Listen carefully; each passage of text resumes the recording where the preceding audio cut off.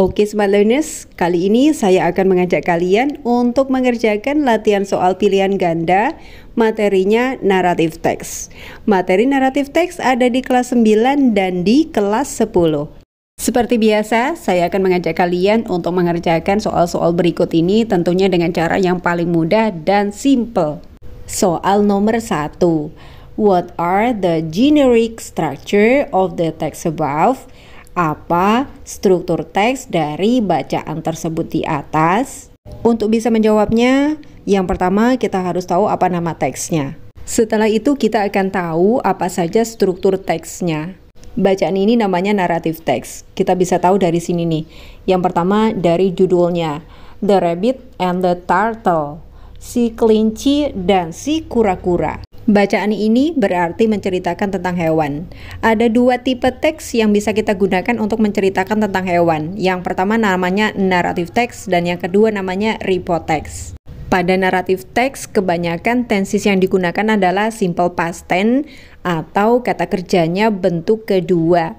Sedangkan pada report teks, kebanyakan tenses yang digunakan adalah simple present tense atau kata kerjanya bentuk pertama. Nah, sekarang kita lihat pada bacaan ini. Kebanyakan tenses yang digunakan adalah simple past tense atau kata kerjanya bentuk kedua. Contohnya yang ini nih. Berarti bacaan ini namanya naratif teks. Nah, struktur teks untuk naratif adalah orientation, complication, dan resolution. Cara menghafalnya begini, yang namanya cerita atau narasi, pasti di bagian tengahnya terdapat complication atau konflik. Setelah terjadi complication, pasti nanti di akhir cerita ada yang namanya resolution atau solusi atau pemecahan masalah. Berarti jawabannya yang ini ya. Jadi untuk soal nomor 1 jawabannya D. Lanjut soal nomor 2. Who was boasting about how fast could run? Cara yang paling mudah untuk menjawabnya begini.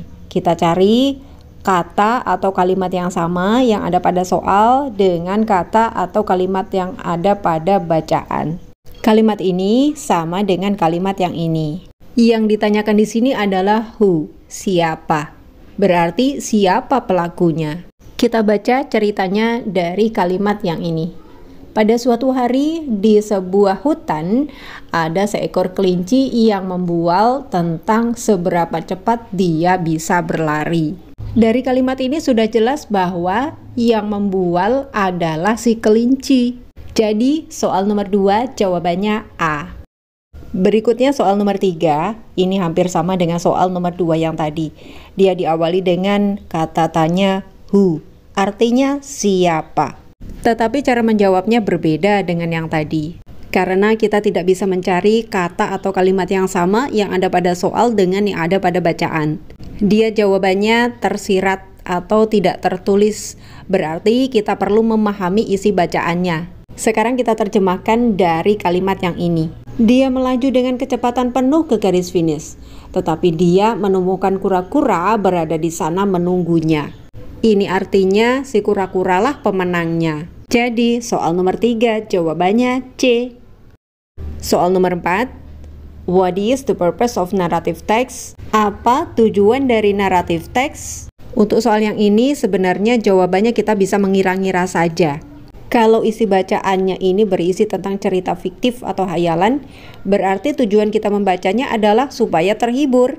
Bahasa Inggrisnya adalah to entertain atau to amuse. Jadi jawabannya A. Satu lagi soal yang terakhir nomor 5. Where do you think the story happened? Untuk soal yang ini juga jawabannya kita tidak bisa mencari kalimat yang sama yang ada pada soal dengan yang ada pada bacaan.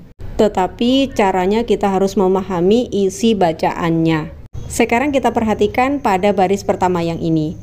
Pada suatu hari di sebuah hutan, seekor kelinci sedang membual. Berarti cerita ini terjadi di sebuah hutan, yaitu in the forest. Jadi jawabannya C. Terima kasih sudah ikut belajar bahasa Inggris di sini. Semoga video ini bermanfaat. Bye.